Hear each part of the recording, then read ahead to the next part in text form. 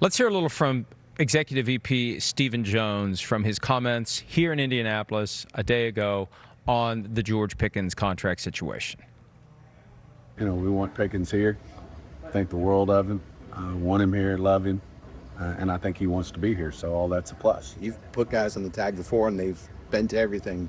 Pollard, Schultz, even Dak, D-Law, I think, as well. Yeah, we've had people play under the tag, and then we've made deals with people, that have a tag and can go either way. And so we'll just, continue to, really analyze the situation and see what's next. Well, there isn't a whole lot of time to analyze the situation. It is moving toward the tag deadline, and the question becomes if they do it. And this really is a chess game. And they've got the move, right? You hit the clock. When you play chess, like you hit a clock and you move and then you hit the clock. I don't know. But it's their move, and they're going to put George Pickens in check. And then he's going to have a move to make.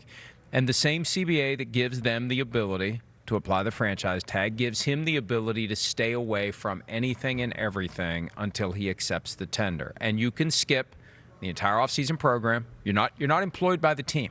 I say this at least once a year. He'll be no more employed by the team than any of us are. Yeah. So you stay away from the offseason, stay away from training camp, stay away from preseason. You can show up literally days before the start of the regular season, accept the tender, and get your full $28 million. Will he do that? Guys like Dak Prescott, and this falls into the Kirk Cousins bucket as well, and Cousins kind of got on me a little bit back during Super Bowl week. He was really feisty that week. But if you're the quarterback and you're franchise tagged, there's a belief that you show up and you do everything because you need to have a big year, because you need to keep this momentum going. And if you stay away from everything and show up 5 days before the start of the regular season, you're not going to be ready to go. You need to be all in if you're the quarterback. Pickens, players at other positions can take the position. I don't need all that, and I'm going to exert my leverage. But that's going to be what he does next. What will he do? And I try to draw comparisons to Michael Parsons, but it's fundamentally different because after July 15, you can't squeeze Jerry into trading George Pickens because he can't get a long-term deal after July 15 from a new team. Yes. So that's where the potential for another Michael Parsons, I'll show up, I'm injured, or I'm actually injured, whatever the case may be. I've got some chronic issue because I've been playing football since I was 6, and I'm concerned about it. The thing that got under Jerry's skin last year, it doesn't work for Pickens. So the challenge for David Mulugheta and George Pickens is going to be to come up with a strategy that will get sufficiently under Jerry's skin to either spark a trade or a contract. And I don't know what that's going to be, but I think they're going to try something. They're not just going to sit back and take it.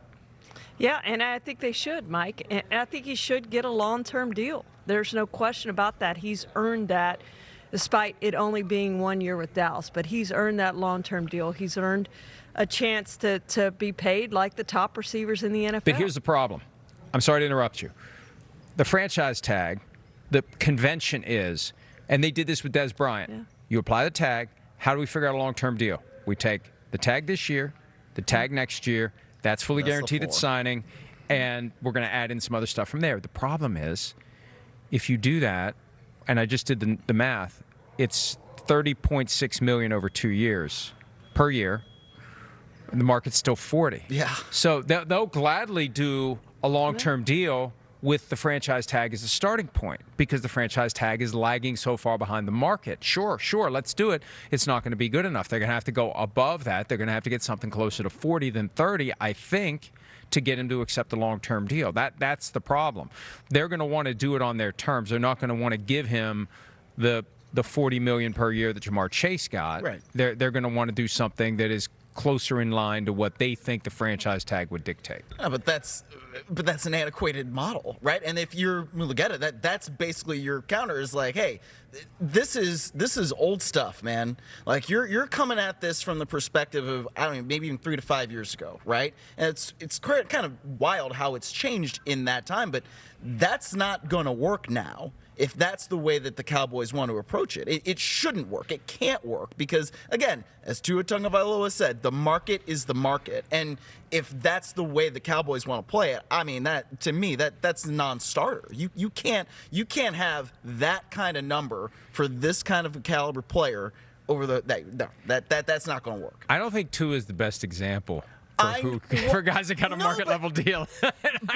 I know he said it, but if I'm George Pickens, I'm not going to carry that around. I know. Well, I mean, but I'll say the market is the market anonymous. Yeah, anonymous, like Michael Scott. But the problem, I almost feel like that is a better argument because Tua Tagovailoa is not the type of top flight caliber player, and yet look at what he got. And he got it. So you know what I'm saying? So like, if that guy can get it. And granted, quarterback's a different position, but if the market's the market and that guy gets it, then the market's the market and I need it. And he got it without even being in the franchise tag posture. He got it with 1 year left on his rookie deal, which is, in hindsight, the Deshaun Watson trade and contract is the single worst transaction in NFL history.